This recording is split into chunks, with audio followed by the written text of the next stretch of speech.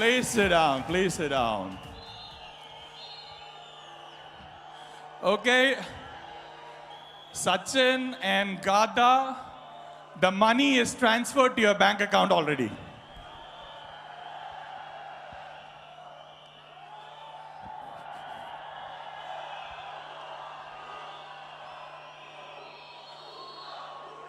Okay.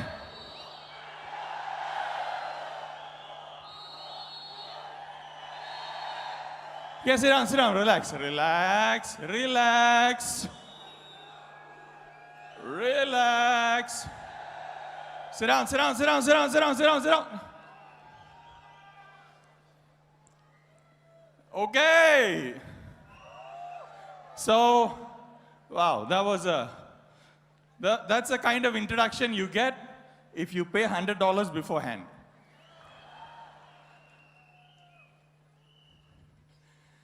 So the money transferred already, okay? All right. Well, day 4. Day 4 of week on number 25. Amazing. Amazing. The way you're sitting just reminds me of packed sardines. But then, for the people from other countries, this might look very strange. But for people from India, this is how the unreserved general compartment of the train looks like. And you know, when I was in the university, I used to travel, you know, and in universities, sometimes you don't really travel by pre-booking your train ticket. So I used to travel a lot from Chennai to Delhi and all that in unreserved general compartment. So this is how exactly it would be, you know, people lying on the floor. And at night, when you have to go to the washroom, you have to actually hop on top of the people. And I think that's how some of you sitting in the far corner of the row, if you have to go to the washroom, I think that's how you're going now. It's just amazing. So how was week on so far? Great, great. On it. Okay. The mic once in a while behaves like my wife. It doesn't allow me to talk much. Now, apart from what you've already heard, I really don't have much more to say. So Chiefs, I told Chief, there's nothing more to say. I mean, they have listened to everything. So he said, Arun, just go on stage and stand there for 1 hour. They'll take some pictures. That's it. That's enough for them to keep going for 1 year. So I'm here. You can take some pictures. And then I go back. And the next speaker will come. All right? No, seriously. What more can you learn? The V partners have come up and poured their heart out. Okay. So, love you all, love you all, love you all. Now, let's tone the love down a bit. My wife is recording this and watching it.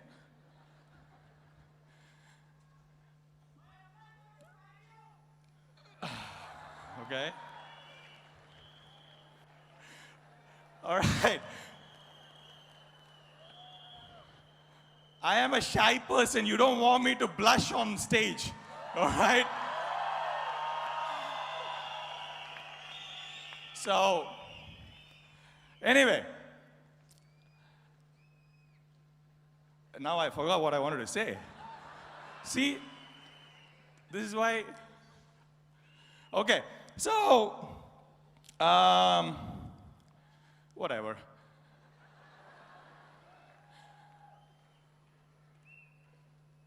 I was saying that there's hardly anything more for us to learn, and also what the people who have come up on stage and shared with you so far, really how much of that was new knowledge? Honestly speaking, how much of what you heard over the last 3 days was like you have never heard before? Hardly anything. Most of what you heard so far, you've already heard, right? Most of you, when the speaker was saying something, you were nodding your head, saying, yeah, that's right. Which means you have already heard it, and you are recalling it, acknowledging it. So, there's hardly anything new for me to add or for any speaker to add. So why do people come for WeCon? Why do people come for WeCon? If the knowledge that you gain here, you can actually get from reading a book. Why do people come for WeCon? Now, I am sure some of you, especially those ones who have come to WeCon for the first time, some of you sitting there and wondering, why do these people make us stay here till 2 in the morning? And then again, I just get 3 or 4 hours sleep. I have to come back again. No sleep, so tiring, right? Why can't they do this professionally? You know, print out an agenda, give it to us, do proper breaks, do it in a proper place. So, in my initial days, I also had this doubt. So I asked Datoshri, why do you do this? Why do you keep people up so late? I mean, so tiring. And it's you know, body pain, your back hurts, your butt hurts. You can't even go to the washroom properly. You can hardly eat. So how do I learn anything? And then Datoshri said, see, Arun, what you need to learn, you already know. It's in your subconscious mind. But your conscious mind is full of ego and garbage. And that is preventing your subconscious in coming forward. Now, when you are comfortable and rested, your conscious mind is so powerful that I can spend whole day arguing with it. I can say something and your conscious mind would say, yeah, but that doesn't work. You know, yeah, these people can say anything. Yeah, they are saying that because they want us to do this. See, your conscious mind is so full of ego and bullshit that it doesn't really help me communicate with your subconscious mind. Now, your real power lies in your subconscious mind, and I am interested in that. And once you are tired, once you are uncomfortable, your conscious mind is very busy with handling all these inconveniences. That's what your conscious mind is thinking about. You know, when is the next food? When is the bathroom break? Should I go now? Should I queue up now? Because by the time the break starts, there will be already a big line. And your subconscious mind is left unguarded. And I can reach into it. So I felt that was pretty powerful. And I am sure that worked. I am sure that worked because I changed. And I benefited from his trainings, like I was telling you on the first day. So for those of you who feel tired and uncomfortable and all that, that's fine. Don't worry about it. That's all on purpose. Okay? All right, so, you know, before I start, I want to get to know you a bit. Is that fine? All right. So, what's your name? Say your name. Okay, okay, great. Glad to meet you. And my name is Arun. And how long you been with QNet? Okay, all right. Well, it's been a little over 15 years for me, a little under 16. So in a few months, I'll be 16 years in the business. Now, some of you might say, so what do you mean? Did you start when you were in kindergarten? So, how many of you sitting here are excited and happy that you came here?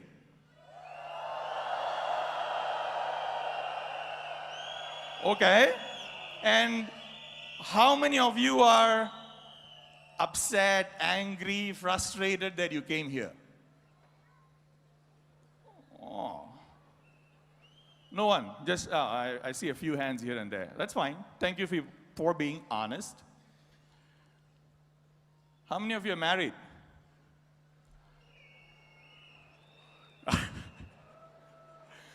Okay. You know, couple are sitting together, wife is putting her hand up, the husband is not, then the wife is nudging the husband.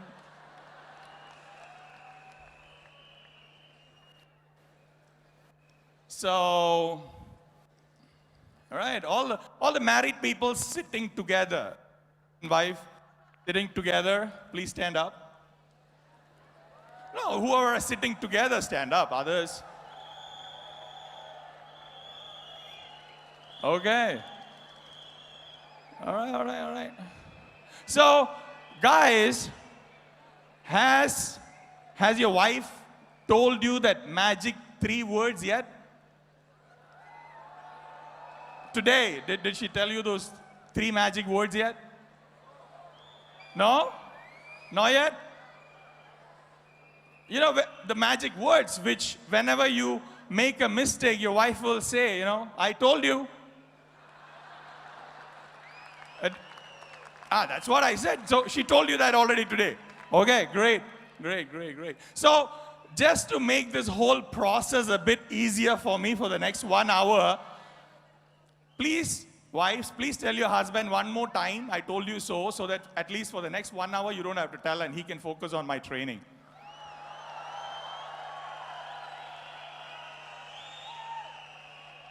You know, wives have got a few of those collections of those 3 magic words. You know, she calls you up and asks, where are you? Another 3 magic words.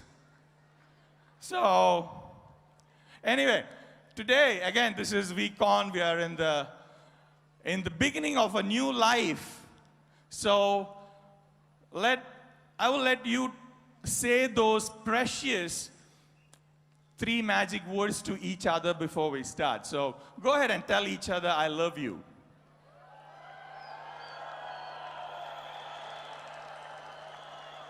All right. Now give a hug to each other. Come on. All right.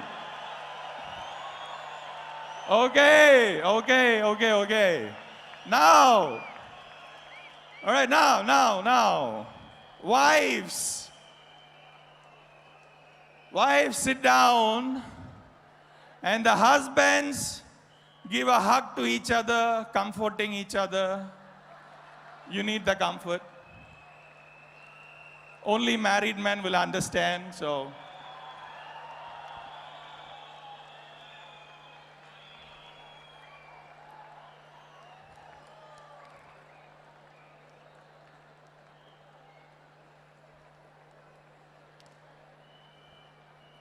You know, the 16 years of being with QNet has been an amazing journey.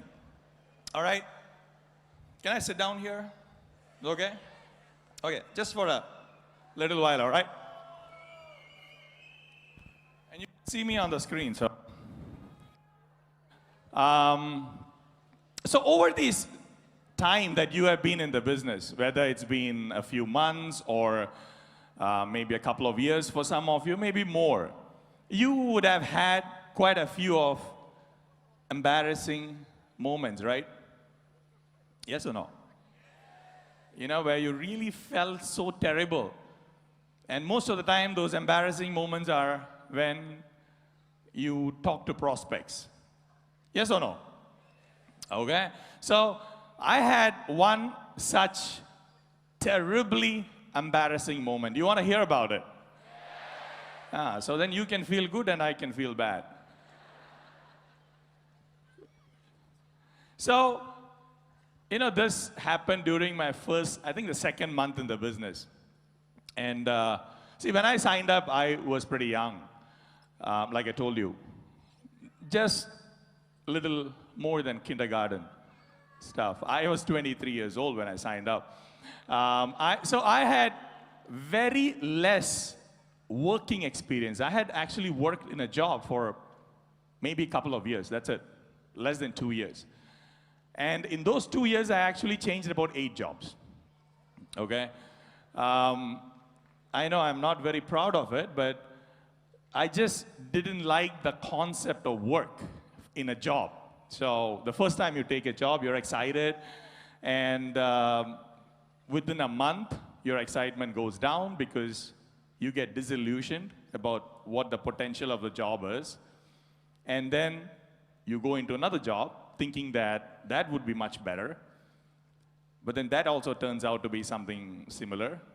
And after 3 or 4 such switches, I realized that all the jobs are the same. So, you know, while I was working my upline, okay, you've seen my upline? No? Oh my God. My upline here? There? My upline, please stand up and let the crowd acknowledge you. I know they are confused. No, my upline.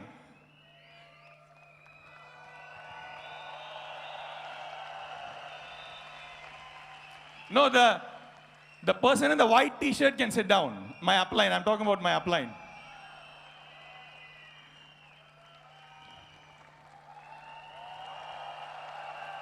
Okay.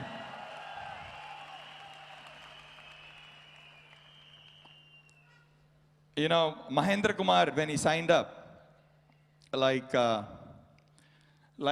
very loving, fearful husband, used his wife's name to sign up. So I always pull his leg, saying that, you know, you're not my upline. Your wife is my upline, so please don't talk to me directly. It's cross-lining. But, you know, Kumar and I worked together in a company in Bahrain. So after my studies, I graduated in hospitality management. Any IHM guys here? Institute of Hotel Management? IHM? Man. Okay. I feel you. Sit down. I feel for you. So I graduated from IHM Chennai.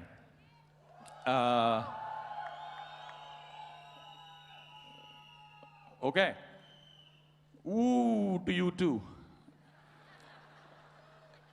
So, you know, after graduating, I realized that that field is not for me. Because, see, people work in hotels when everybody else is free. You know, like weekends, Christmas, holidays, New Year. That's a busy time for hotels. And I realized that if I do that, then I wouldn't be having any personal life. And so I was looking for a shift. I went to Bahrain, and I joined a company called Unilever. And I was working there, and that's Kumar was my colleague there.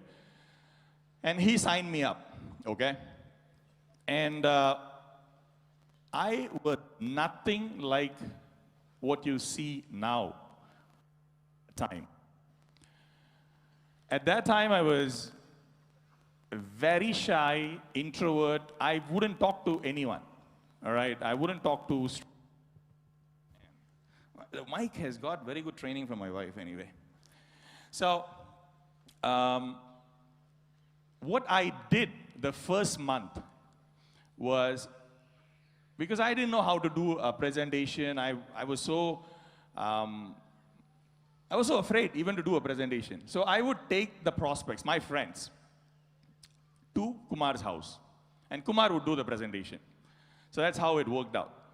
And so I took Manoj, Balaji, Cherian, my friends who are now VPs and AVPs. And Kumar would do the presentation. And they would sign up. And if they had any objections, they would ask Kumar, he will handle it. And so within a month, about 3 to 4 weeks' time, I had about 30, 40 people in my downline. I was super excited. I said, this is great business. All that I had to do was take my prospects or my downline's prospects in the evening in my car to Kumar's house, and Kumar would do the presentation. They sign up, I get the money. What a great business. After a month, then I started telling my downlines, guys, you know the way to Kumar's house. Why do you call me? And then soon Kumar said, Arun, no, this doesn't work this way. You have to present to your prospects and your downline's prospects. So I said, okay, yeah, I will eventually do it. Don't worry. For now, please take care of it. I said, no, I cannot. Because now all these people are bringing their prospects to my house. My wife is going to kick me out very soon. So please take care of your own team and their prospects. And so now I started worrying. I don't know how to do a presentation. What am I going to do? So I started learning how to do a presentation. And during that time, one of my downlines called me and he said, Arun, there is a doctor who wants to sign up. I have presented to the doctor already. He has come for presentation. He's convinced he wants to sign up. But, I don't want him to sign up with just one product. I want him to buy multiple products. So, please go and convince him the benefit of buying more products. And at that time, I was the only one who had bought multiple products to start the business. So I felt, what better opportunity to do your first presentation than to a prospect who is already convinced, right? What is the worst that can going to happen? I mean, he might not want to buy multiple products. Maybe at least he's going to buy one product, right? So I got excited. I said, okay, no problem, I'll handle it. So I, went home, took the printouts from the internet about the products, the company, created a great folder, called up the doctor, fixed up the appointment for the next day. And the next day, I went to his hospital. I told the reception, I'm here to meet Dr. Ibrahim. And they called the doctor. The doctor came out in a minute. And then the doctor took me to a small conference room. And he said, okay, wait here. I'll come in 2 minutes. So I sat there. I neatly arranged all the papers and all that. And in 2 minutes' time, the door opens. The doctor walks in. Behind him, another 6 people. And they all sit down. And they say, okay, start your presentation. I was like, I wasn't exactly planning on presenting to 6 people. And now I started getting nervous. And then, anyway, I started my presentation. And 30 seconds into the presentation, one of the doctors started asking questions. How do you know this is real? Have you seen this company? I said, yeah, no, but they have their address in Hong Kong. They have, phone number anybody can call and verify. So they asked, did you visit their office? I said, no, I've not been there yet. So how do you know? But valid question, And then I said, okay, let me continue. And then soon they started asking so many questions, and I didn't know how to answer them. And soon, within a couple of minutes, I was opening my mouth and talking, but no sound was coming out. It was, and then I told the doctors, see, this file has all the information you need. Please go through it at your own convenience. And I ran away from there with my life. And, I went straight to my house. I was so depressed. I was so sad. I thought maybe I just couldn't do this business. This is not for me. So whatever money I have earned so far, that's good. And that's it. That might be the end of business for me. But my upline, being the nice person that he is, did you like when he came on stage and spoke? That simplicity, that's unbelievable. That humbleness, in spite of being a V partner, for him to come up and share his heart out without, guarding himself. And that's exactly how he was at that time. And that gave me a lot of confidence. And he would just be himself, all raw. And then slowly, I learned how to do the presentation, and he came with me, and we started doing it, and I became good at it. And I slowly started doing presentation, and I started loving it so much that after a while, after a few weeks, I would not allow anybody in my team to do a presentation to their prospects by themselves. I will come and do it, because I loved it so much. It was such fun to do the presentations, and I would literally drive around and do presentations. And, so that's one of my embarrassing stories, all right? And I'm sure many of you have something maybe similar, maybe better, worse, whatever. Now, are you impressed with the V partners who came up? Unbelievable people, right? But you know that, like Chief was saying, about 10 years ago, if you had met them, you wouldn't be signing them up. Even if they gave you money to sign them up, you wouldn't sign them up. And it was actually only Donna who showed her photograph, like from many years ago. The other people cannot even show their photographs because the photographers refuse to take the picture. I think the photographer who took Sati's picture 15 years ago got fired. And, many of us were so arrogant people, when we started. By the way, have you noticed it? The more broke you are, the more arrogant you are. So we were all very broke people. And the only thing that can top our monetary condition at that time was our arrogance. Adley, you should have, David for that matter. In the initial days, the upline who signed up David quit the business. And I think that all the uplines above him quit the business. Adley was based in Middle East.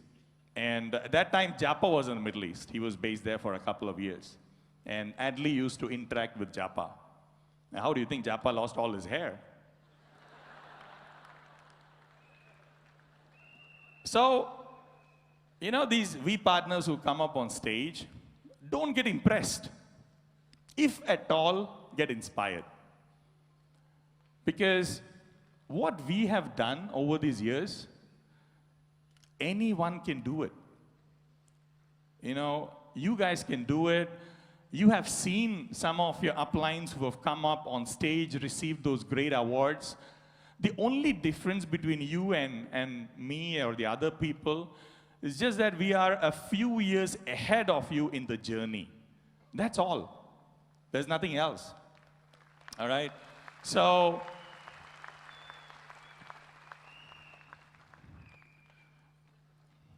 let me drink some water, okay?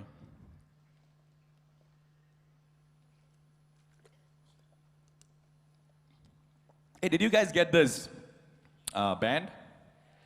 All right. Wow. You got one full band, like not half. You bought the whole one band. That was sarcasm. Get a few bands, no, 20 ringgit, you're getting one band and then you're flashing as though you're very proud. You know what this is for, right? Any idea what this is for? Hold my hand. Exactly. So, hold a kid's hand, get a few of these. If you liked what some V partners came up on stage and spoke, and if you want to listen to this again and again, do you know what to do? Yeah, not take your phone and record. That's not the point. VTube Plus, all right? All these are in it. And, many times, the same message need to be reiterated, repeated again and again for it to really get in. And that helps. And another thing why I like going into VTube Plus and listening to these trainings that Dato Shri talks or Japa talks or whatever, when I listen to it, I get transported back to being in that VCon. It's just, I feel that same energy that I felt during those 5 days. Now, what will actually transform you here in these 5 days is not the knowledge. It's not what we speak to you on the phone. It's not these words. Because like I was telling you before, what we are talking to you is nothing new. Yes or no? These are things which you already knew. But what will transform you in these 5 days?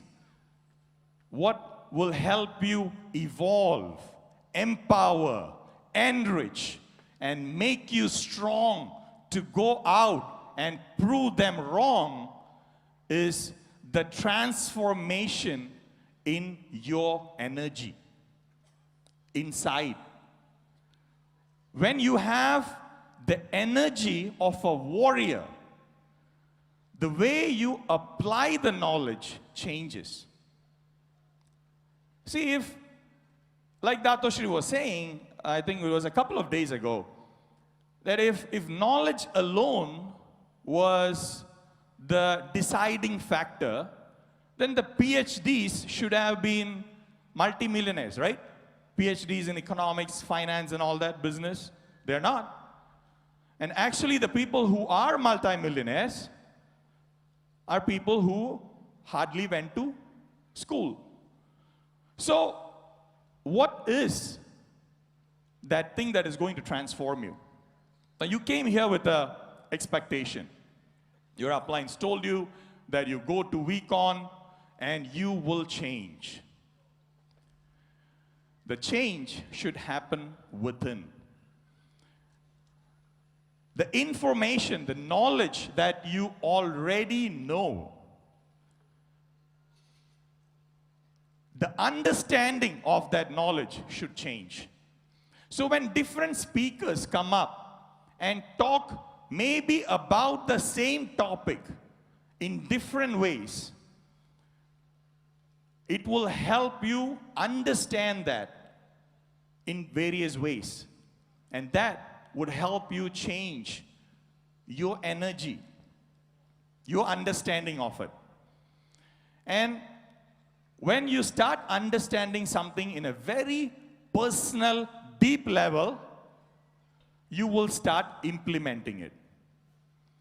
Without implementing, there is no benefit. You will just become like a library. All the notes that you have collected, it will stay at home and you can expand your library connection. That's what is going to happen. So, do you have your dream yet? You got your dream? The why is the most important aspect. The why. So, you say you have a dream.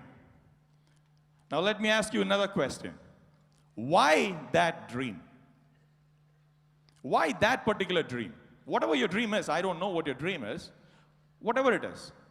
Why that dream and why not something else? Why that dream? So you should have an answer for yourself. Not because somebody else told that is the dream you should have. That dream should move you on a personal level. You should want that dream. It's very, very important. That's a cornerstone of success. That your reason, your dream, should be something that is very, very important to you.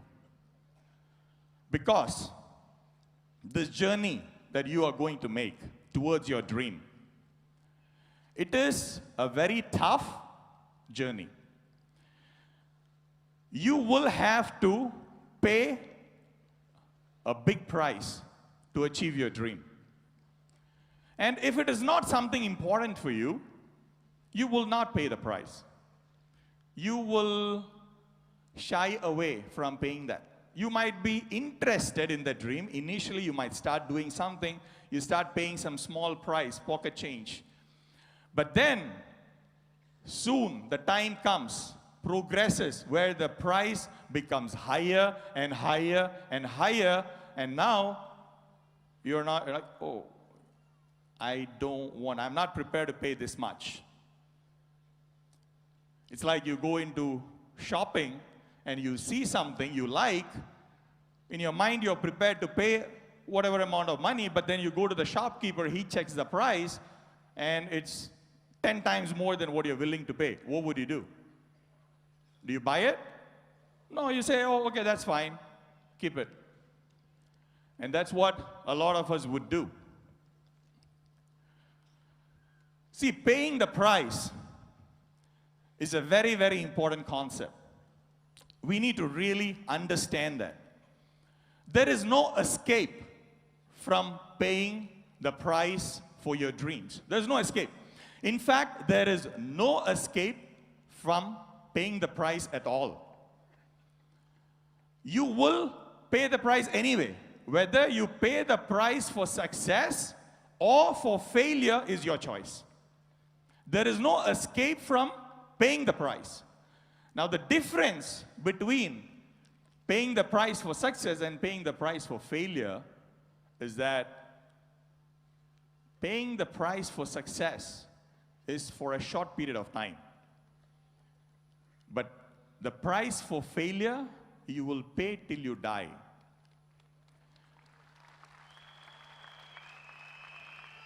The price for success, you will pay for a short period of time, whether it is a couple of years, 2 years, 3 years, 5 years, whatever.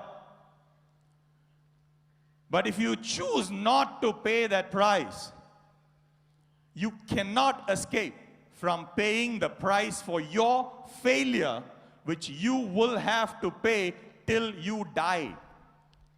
The choice is in your hands. Which price are you willing to pay? There is no escape from paying the price. Now, let me help you understand this, all right? If you go to a shop and you want to buy something, and the shopkeeper says this is $100, what would you do? Would you pay $100 and buy it? Or do you ask the shopkeeper, I don't have $100, but can I do a bhangra? And I'll do a bhangra for 10 minutes. Please take that as an exchange and give me that stuff. You don't get it, right? You will not get that stuff. You have to pay the $100. That's it. The same way, your dreams have a price. And you cannot negotiate with it. The price for your dreams is rejection, heartache, struggle, humiliation, hard work. And you cannot negotiate or bargain with it. You can try, but you will not get it. Now, in the case of our dreams, there is no shopkeeper, all right?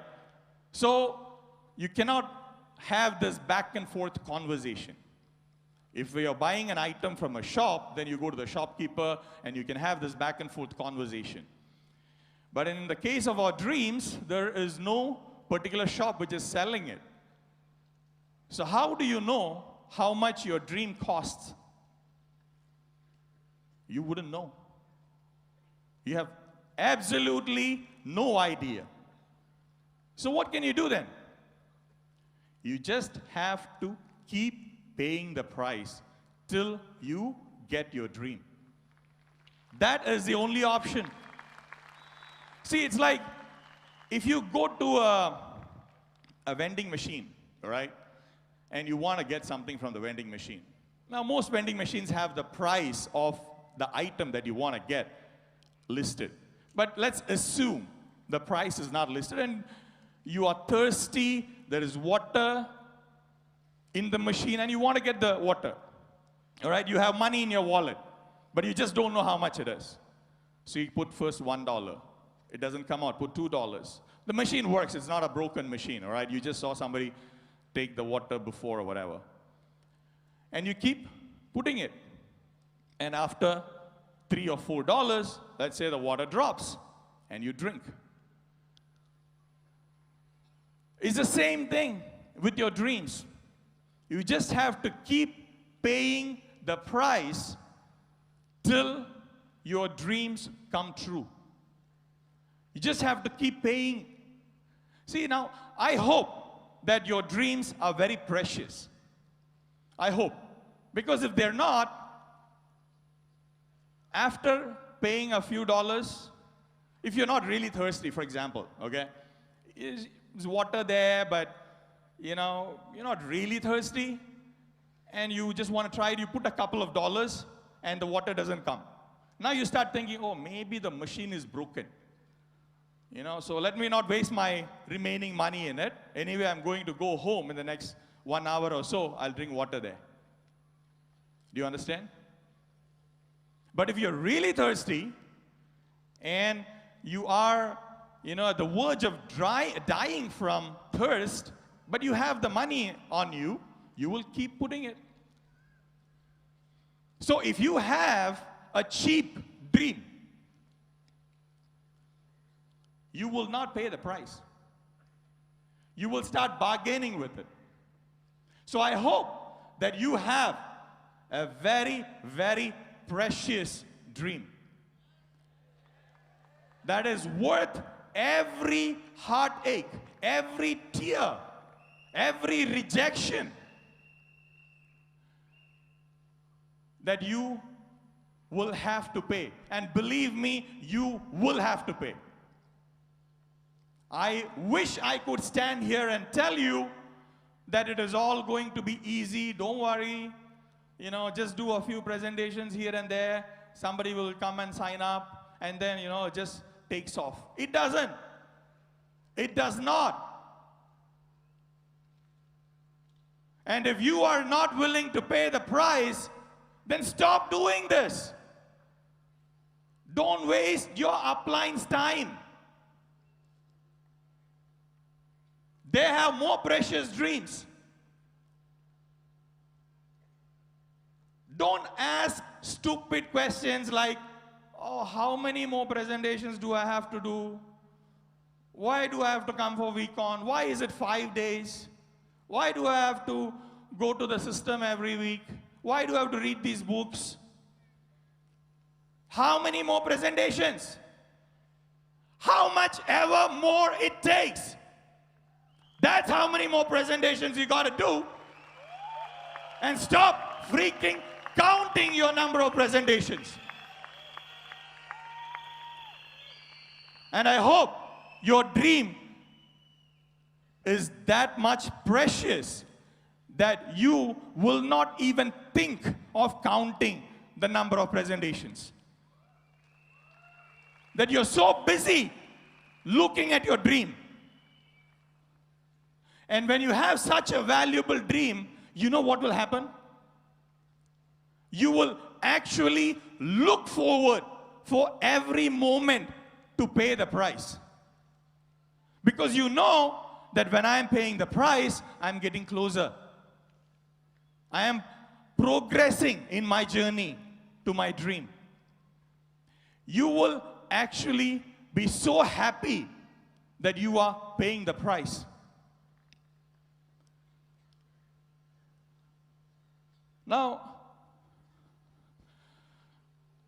when you adopt this kind of a mentality, when you adopt this kind of a spirit,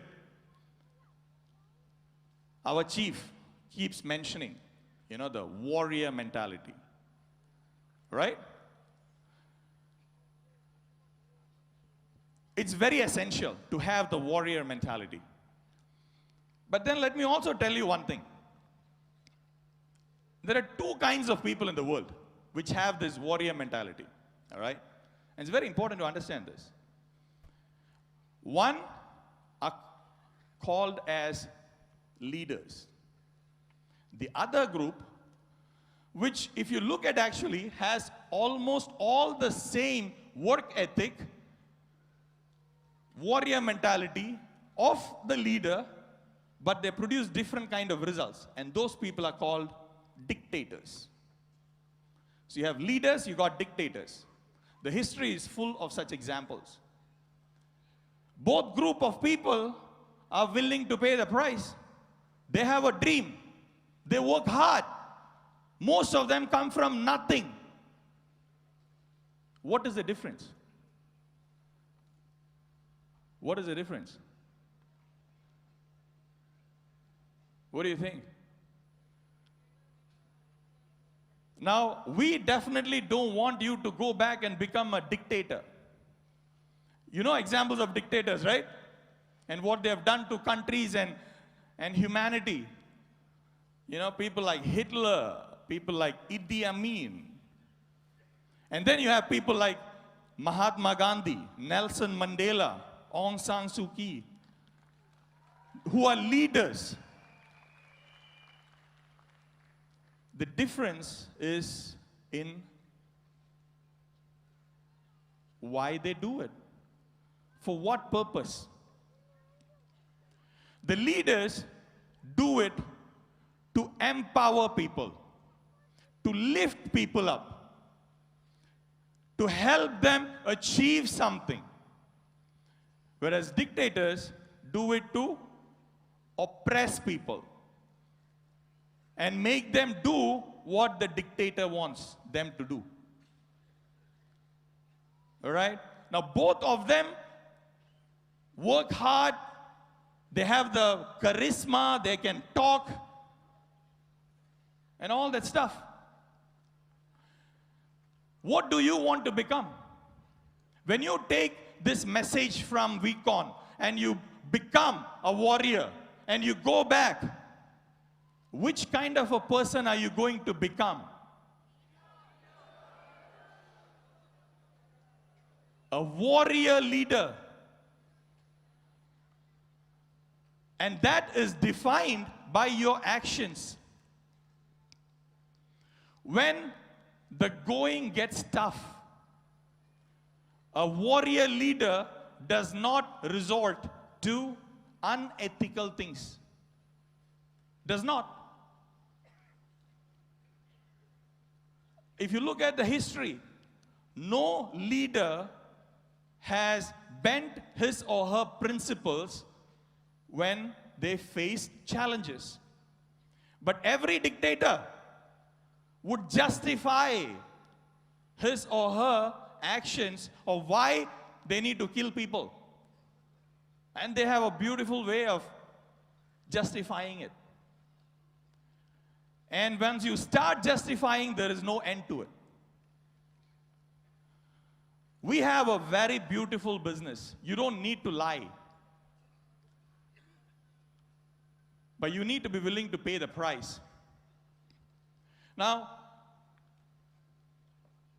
you have seen me a few years ago, like a couple of years ago. How many of you have seen me like 2 or 3 years ago?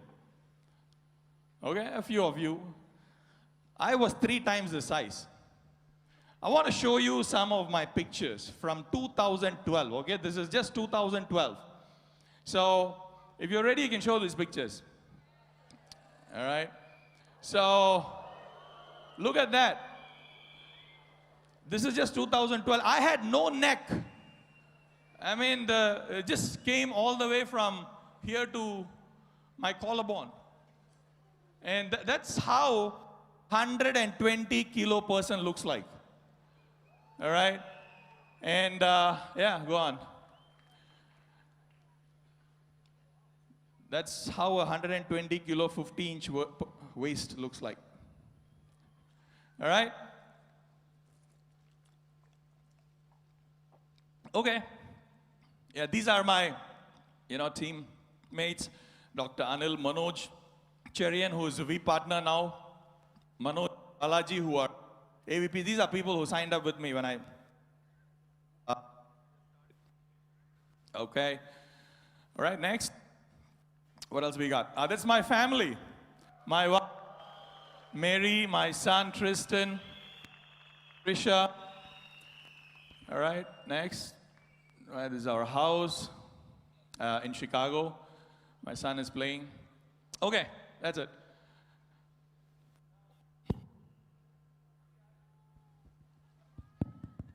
All right.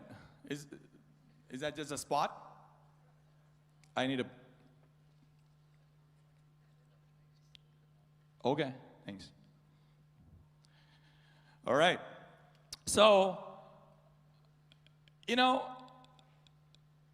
about a few years ago, sometime during the end of 2012, I was talking to my son, who was, about 8 years old, 7 years old at that time.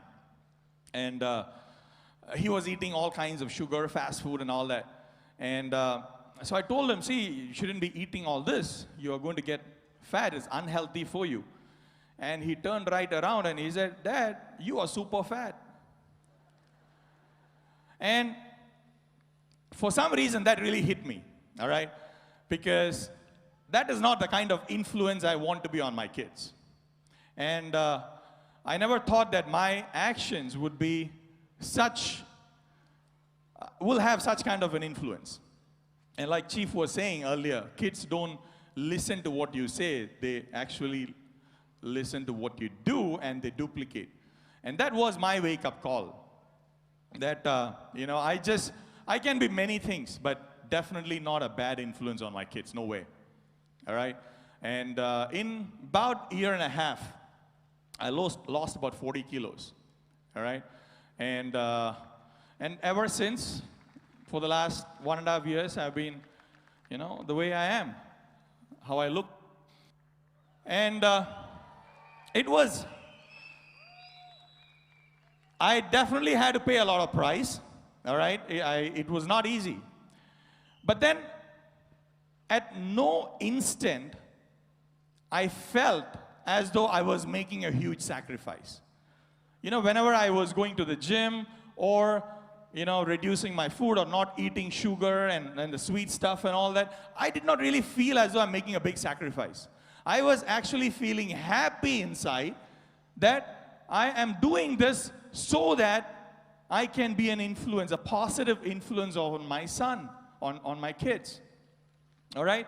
So, a lot of people come up to me and ask, what is the point in living like this? You don't eat sugar, you don't do this, you don't do that. What's the point in living? And it's the same stupid question that you would ask a vegetarian, that what is the point in living? Why, if you don't eat meat, what is the point? You understand, it's a stupid question because the person who has given up something understands why they have given up something. Nobody has forced them to do it. And for them, the reason they have given up something is 1,000,000 times more important than why they have to do it. It is not a sacrifice, it's a pleasure.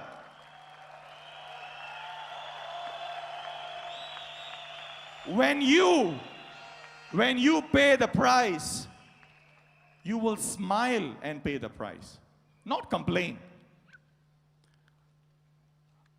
If you catch yourself complaining, that should mean that you don't understand why you're paying the price. Now, you all have got dreams. And I want to help you understand why that dream is important.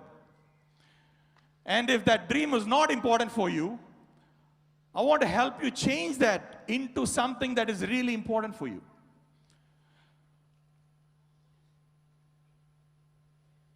Let me show you a video, okay? I want you to watch this video.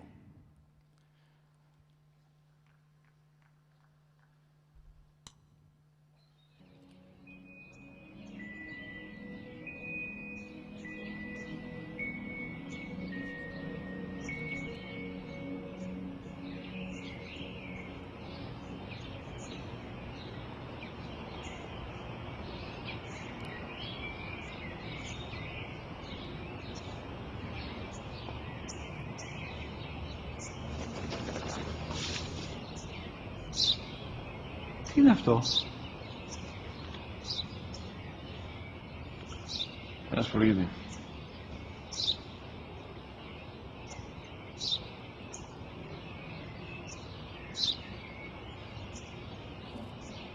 Τι είναι αυτό? Μόλις τώρα στο παπατέρα, σπουργίτι είναι.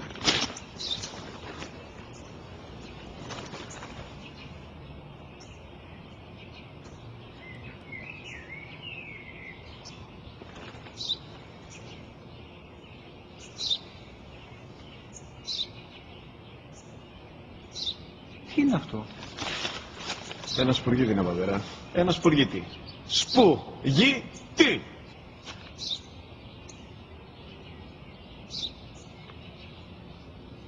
Τι είναι αυτό? Γιατί το κάνεις αυτό το πράγμα, μπορείς να μου πεις? Τόσες φορές σου είπα, είναι ένα σπουργίτι. Δεν το καταλαβαίνεις. Πού πας?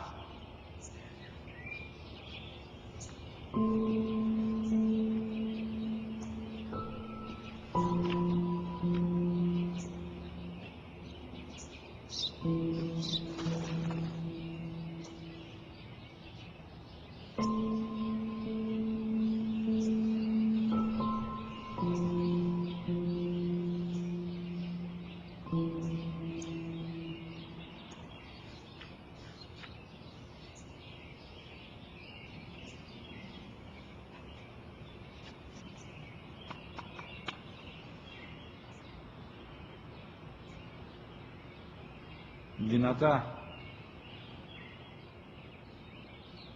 Σήμερα ο μικρός μου γιος που πριν λίγες μέρες έκλεισε τα 3 καθόταν μαζί μου έξω στο πάρκο όταν ένα σπουργίτι ήρθε και κάθισε απέναντί μας.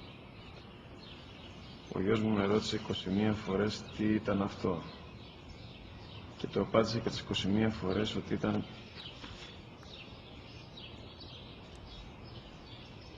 ένα σπουργίτι. Τον αγκάλιασε τρυφερά και τις 21 φορές που μου έκανε την ίδια ερώτηση, ξανά και ξανά, χωρίς να εκνευριστώ, νιώθοντας στοργή για το αθώο μου αγοράκι.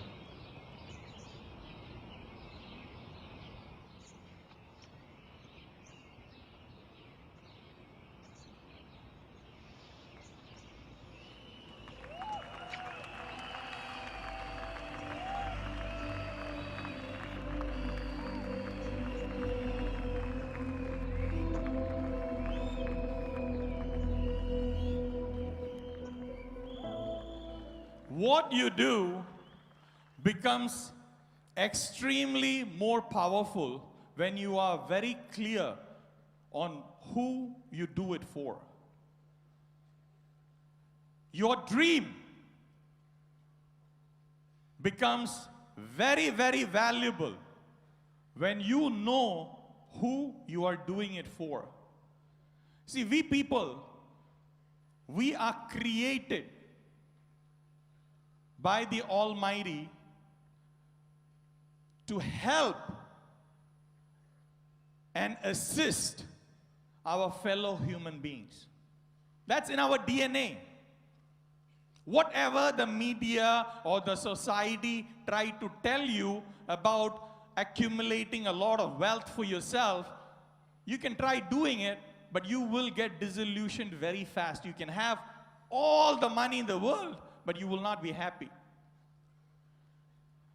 So whatever dream it is, if it is to max out, you should know why you're doing it and for whom it is. We have been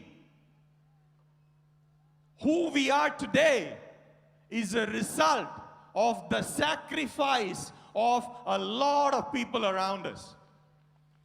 We might not realize it. And those people, when they sacrificed for us, we were in no capacity to pay them back. See, today, when I hear some of your dreams, even though you say that I'm doing this for my father, my brother, my mother, and all that, for many people, that's like you are giving something for your parents. Let me tell you one thing. Even if you keep giving from this moment till you die, you can never repay that.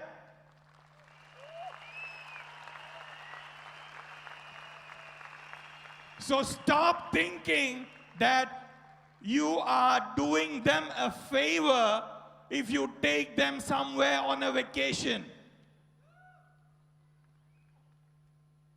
What they have done for you, we are in no capacity to pay that back.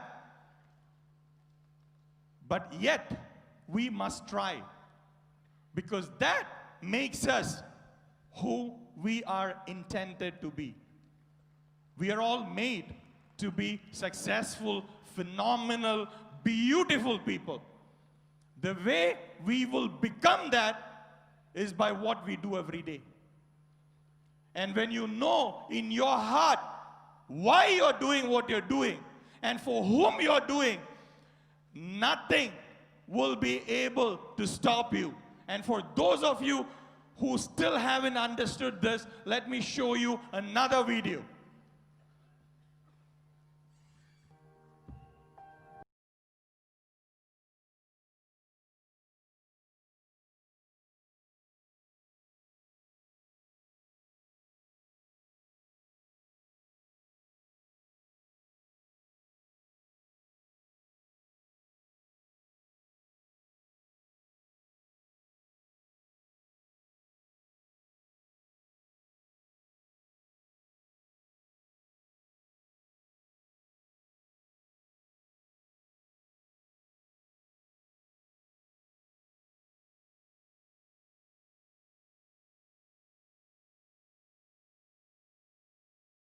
I had a minute to decide what I had to decide, either life or this, and you know, I was told not to let the decision that I was going to make at that moment haunt me for the rest of my life. So I made the decision to let her go. I remember I just laid at her side and I was just weeping like crazy. I told her everything I was grateful for. I told her, thank you so much for how you raised me. And the sad thing about it is that was the only time I did it. I never did it before. I never told my mom how much I loved her. I never told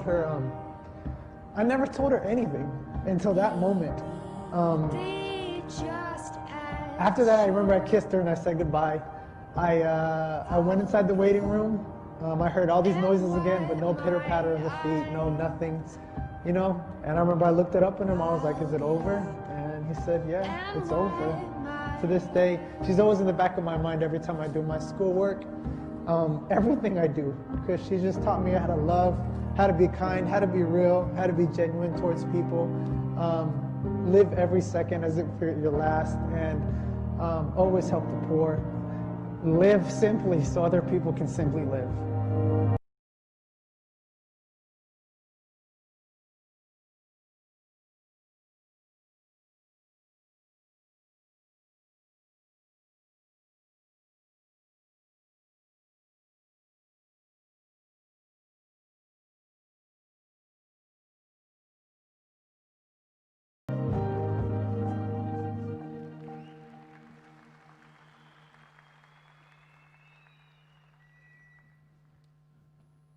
love and gratitude is what differentiates leaders from dictators.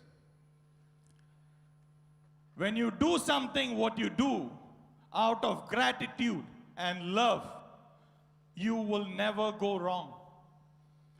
You will never hesitate to pay the price. It's very, very powerful.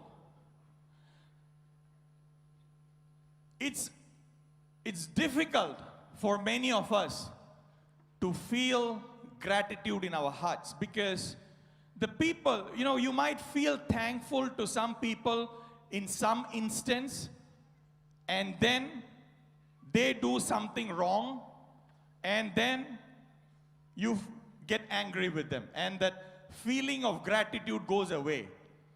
You have your uplines, and you're very thankful to them, but then, your upline does something, and then now you suddenly forget all the gratitude feelings and you get angry.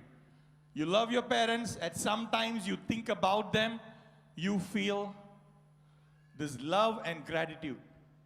But then, when they shout at you or they do some mistake, you lose that feeling of gratitude and you get into a complaining mode, or you feel angry with them. And this goes on till one day we lose them. Once we lose someone, after that they cannot hurt you anymore. And when they don't hurt us anymore, you don't get upset with them anymore.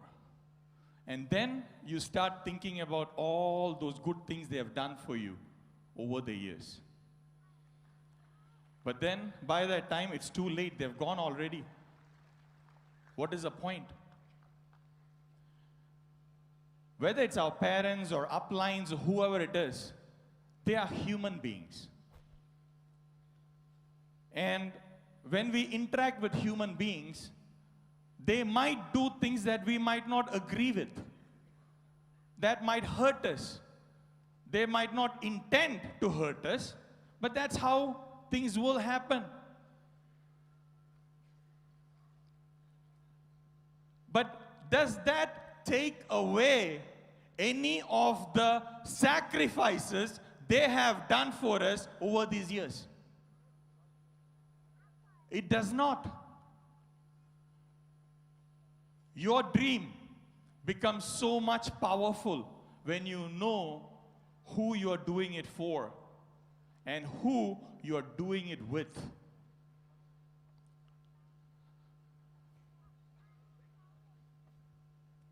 Love and gratitude are very, very powerful feelings. And this feeling of love and gratitude will make you so much powerful. So much powerful. Not in an arrogant way, but in a very deep sense that nothing can take your dream away from you. Nothing will be able to move you from your path. Any negative newspaper or TV channel or people or overzealous authorities or anything, when those challenges happen, you will be able to stand your ground and continue your activities. Because now, not only your dreams are important, but you are very clear on why you're doing it. See, for you to do your business, when there is something negative going on in the market, that definitely is a challenge. I don't disagree to it. But then, when you were growing up, if your mom or dad had to work 2 jobs and then take care of you, was that a challenge in itself or not? Did they do it? It is still a challenge. Just because the challenge did not come in the form of a newspaper article or a TV channel doesn't mean that it is any less of a challenge. It is a challenge. And you are sitting where you are today because a lot of people have paid the price to make you sit where you are today. I want you to stand up.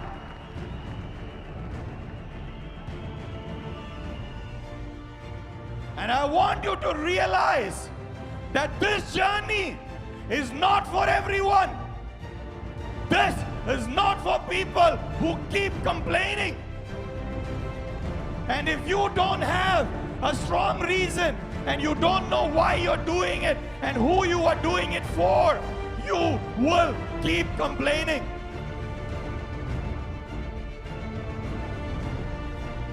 And when it gets tough, and if you don't know who you're doing it for and who you are doing it with, it becomes very tough. But if you are very clear, on who you are doing it for and who you are doing it with, then paying that price becomes such a happy feeling. You will look forward for it. You will not complain. You will be happy. You will be thanking the God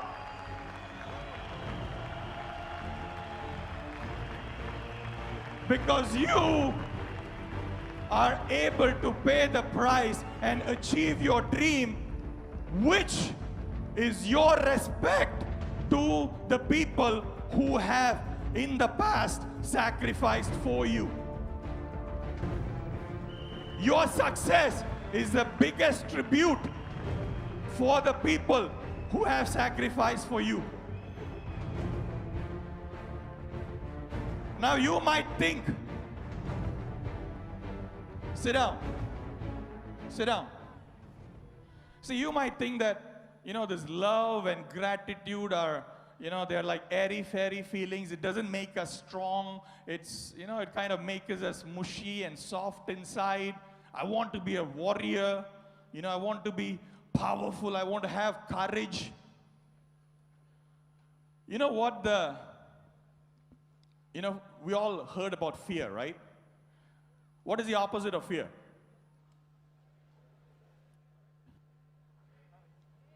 Courage? Brave? What gives you that courage? The best way to overcome fear is love and gratitude.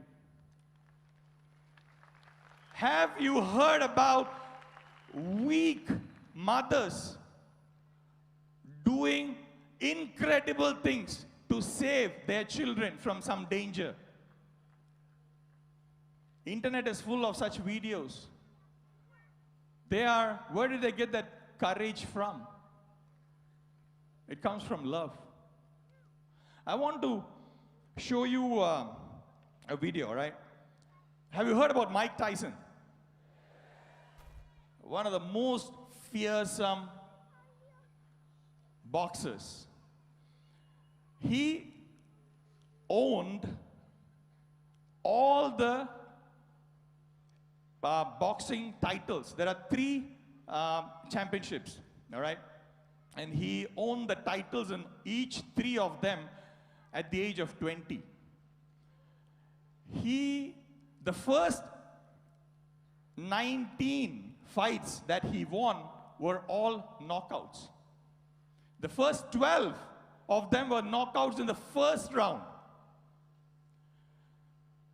And his 38th fight was with a guy called Buster Douglas. Now, Buster Douglas is an underdog. He is not very famous. And Mike Tyson really did not want to fight him. And Mike Tyson was actually looking forward to fighting with Evander Holyfield. And Evander Holyfield was a very famous boxer. And during the time, his promoter brought this Buster Douglas. He said, it's a good practice for you. And they fixed up this match with Buster Douglas. And nobody gave any chance for Buster Douglas at all. You know, this fight happened in Japan. And the betting clubs wouldn't even hold the odds. Because, you know, they just didn't want it. Nobody gave any chance at all to Buster Douglas. Let me show you first, during this time, how powerful Mike Tyson was. Let me show you some of his knockout videos. He was a mean fighting machine. People literally shivered. If you can show that video. All right, see, like, if people had to watch Mike Tyson fight, they had to be there right from the beginning of the fight, because the fight would be over in about 2 to 3 rounds. That's it. He would knock them down, the opponent down, and anytime Mike Tyson knocks anybody down, they just wouldn't be able to get up. There's been no history of Mike Tyson knocking somebody down and them getting up. And then there came Buster Douglas. Now, Buster Douglas, before the fight, all right, 3 weeks before the fight, his mother died. And Buster Douglas loved his mother very much. And his mother actually went around among their friends and relatives and all that, and started bragging about her son. That's what mothers do, right? Brag about their kids. So, you know, she started saying that, you know, my son is going to defeat Mike Tyson. You know, look out for him. He is going to be the heavyweight champion of the world. And then Buster Douglas would go and say, Mom, don't say that. Come on, you're humiliating. You know, you're embarrassing yourself. Don't do it. And she would go out and do it. And then 3 weeks before the fight, his mother died. And then this happened. Let me show you this fight between Buster Douglas and Mike Tyson. And let me show you the power of love.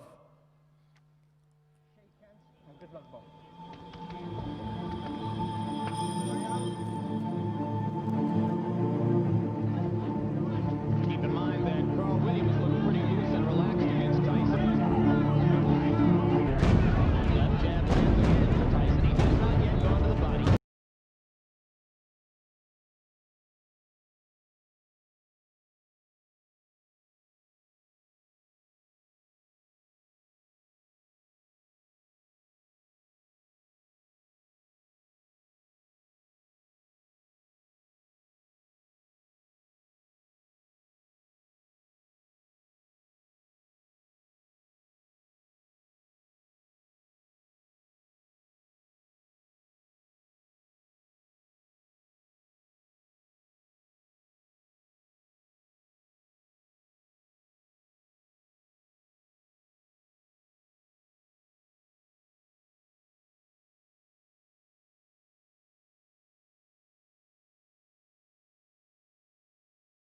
To be down within the first or the second round. And Buster Douglas kept coming back. He just kept coming back, and Mike Tyson was hitting him. Mike Tyson just kept hitting him. But you know, Buster Douglas was very clear why he was doing it. Because he wanted to make his mom proud. He didn't care about anything else. He just didn't care about the pain, about the hammering that he was getting from Mike Tyson. And he lasted. And people expected him to drop in the first or the second round. But he kept going. And after the third round, the fourth round, the fifth round, you know, this has never happened before. Nobody had fought Mike Tyson for this long in the ring. and it went on. And if you know, a boxing match lasts for 10 rounds. And that it had never happened before that somebody had fought Mike Tyson for that long. And Buster Douglas, he was getting hit and he was taking shots from Mike Tyson, and he was still standing up. I'm sure he would have felt the hurt, but I think his love for his mother was much more than the hurt. And he kept going back up. And when he kept going back up, Tyson put him down again. And Tyson started hitting him and hitting him again. And the fight went on for the 8th round. And Mike Tyson never ever expected this. And then that happened when Buster Douglas was knocked down with an uppercut from Mike Tyson. And then the people thought, that's it. That's it. It was great that Buster Douglas went on till 8 rounds, but he will never get up. But he did. He did get up. And then people expected that Mike Tyson would come in and finish the fight. And then the round 9 happened.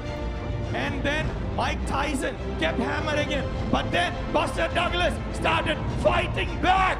He started fighting back. And Mike Tyson didn't know what hit him. And he started hitting back, which had never happened ever. And then the fight went on to the 10th round and the final round. And then the unbelievable started to happen. And this is the 10th round. And ladies and gentlemen, Buster Douglas knocked out Mike Tyson for first time ever in history. There's a brand new heavyweight champion, Buster Douglas.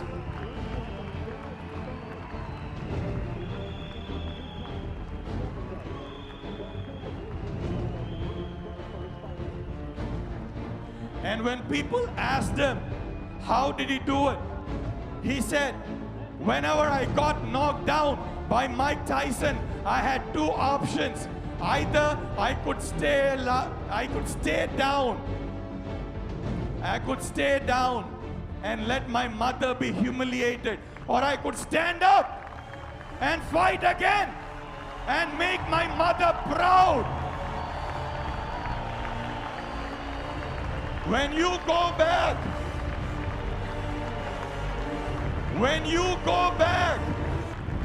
you will get knocked down. You will get knocked down. Who you are doing this for and who you are doing this with will decide whether you will get back up or not.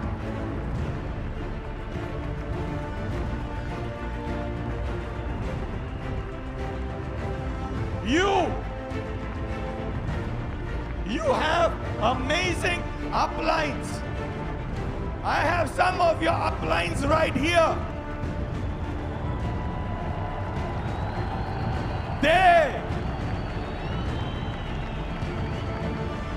These people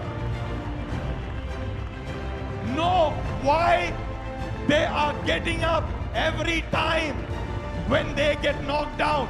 They are very clear on why they are getting up every time they get knocked down. And they care for you.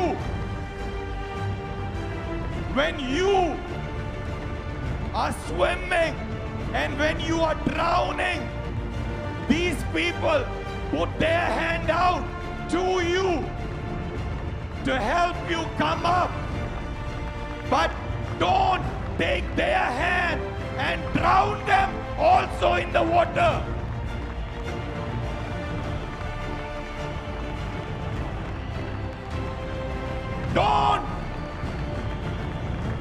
Don't make them sacrifice their dreams because you are not man enough to pay the freaking price for your dream.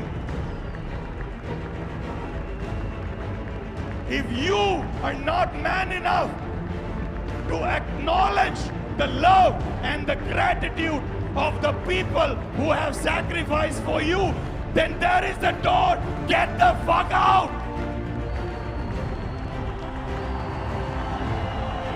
This business is not for you.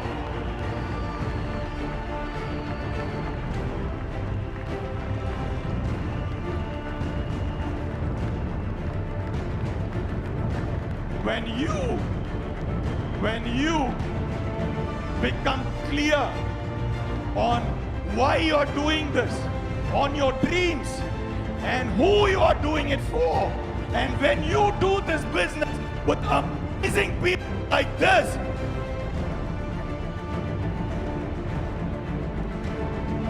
you will become phenomenal. You will become phenomenal. You will change into that warrior, into that leader, which will inspire hundreds of people, thousands of people, who will directly and indirectly change lives. You will become that person. These people will hold their hand out to you. When you are drowning, they care for you. They put your hand out because they care for your dreams and they understand the sacrifices your loved ones have done for you, even long before you realized it. And even when you act like a moron, they still will come for you. Not because they need the money. They will get the money even if it's not you and if it is somebody else. But they will come to you because they know that behind you there are a lot more people who have paid the price for you. And when you go back, and when they let their hand out for you, grab it and rise yourself. Do not pull them down with you. What they have done is amazing. There are a lot more people. There are many of you in the crowd. There are many others in service. I could not bring all of them up here. But I just want to let them know that I respect what you are doing in your markets. And it's amazing. Thank you very much, guys.